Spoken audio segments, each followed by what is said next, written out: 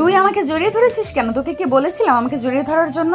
সারা রাত মনে হয় তুই আমাকে জড়িয়ে ধরেছিলি, তাই না? রাফি কোনো কথা বলতে যাবে এমন সময় রিয়া আবারও রাফির গালে ঠাস ঠাস করে 3টা চড় মারল। রিয়ার রেগে যাওয়ার কারণটা না হয় আস্তে আস্তে জানতে পারবেন, গল্পের সাথে থাকেন। তোর কি একটু শরম করলো না সারা রাত মামাতো বোনকে জড়িয়ে ধরে ঘুমাতে? শরম করবে কিভাবে? তোর মতো লুচ্চা ছেলেদের আমার খুব ভালো করেই চেনা আছে। সত্যি করে বল, রাতে কি কি করেছিস আমার সাথে? রিয়া আপু, আমি তোমার সাথে কোনো কিছু করি নাই। ডাক্তার বলেছে যে তোমার নাকি 107 ডিগ্রি জ্বর। তোমার মাথায় পানি দিয়েছিল মামি, কিন্তু তোমার জ্বর কোনোভাবেই তোমার জ্বর কোনোভাবেই কমছিল না।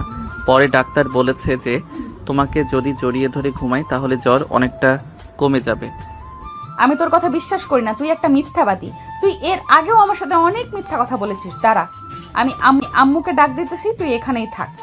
এই বলে রিয়া চলে গেল নিচে, তার আম্মুকে ডাকতে ডাকতে বলতে লাগলো, আম্মু, আম্মু, এইদিকে আসো তাড়াতাড়ি। এই কুত্তাটাকে আমার রুমে ঢুকিয়েছো কেন? তোমাকে না বারণ করেছিলাম সে যাতে এই বাড়িতে আর না আসে, তবুও কেন তাকে এই বাড়িতে আনছো? পায়েল, তোমাকে আগের থেকে অনেক হট লাগতেছে। ইচ্ছে করছে তোমাকে জড়িয়ে কিস করতে। রনি, তুমি আগের থেকে অনেক খারাপ হয়ে গেছো। তুমি তো আগে এমন ছিলে না, হঠাৎ তোমার কি হয়েছে?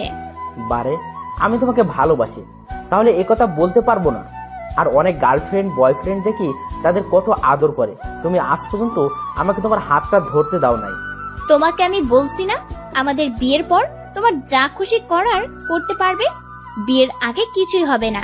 আমি তো তোমাকে বিয়ে করব, তাহলে কিস করতে সমস্যা কোথায়? আর তোমাকে তো আমি অন্য কিছু করতে বলি নাই। ঠিক আছে, শুধু হাত ধরতে পারবে, কিন্তু জড়িয়ে ধরা, কিস করা এগুলো কখনো করতে পারবে না। লাগবে না তোমার হাত ধরা, আমি আর তোমার সাথে রিলেশন রাখতে পারবো না। যদি তুমি আমাকে জড়িয়ে ধরো এবং কিস করতে দাও তাহলে আমি ভালোবাসবো, তা না হলে আজকে তোমার সাথে ব্রেকআপ। তোর মন মানসিকতা যে এত খারাপ তা আমার জানা ছিল না। তোর সাথে রিলেশন করাই আমার ভুল হয়েছে। তুই আর কখনো আমার সামনে আসবি না। এক্ষুনি দূর হয়ে যা আমার সামনে থেকে। রনি আর কোনো কথা না বলে পায়েলের সামনে থেকে উঠে পার্ক থেকে বেরিয়ে গেল।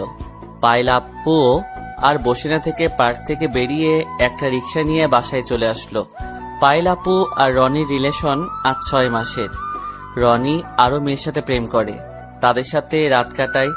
রনি মনে করছে পায়েল আপুর সাথে রিলেশন করে তাকে ভোগ করে ছেড়ে দিবে, কিন্তু পায়েল আপু আজ পর্যন্ত রনিকে হাতটা ধরতে দেয়নি। তাই রনি আজ পায়েল আপুর সাথে ব্রেকআপ করে চলে গেছে। তো যাই হোক, ওদিক থেকে এবার আমার দিকে আসুন।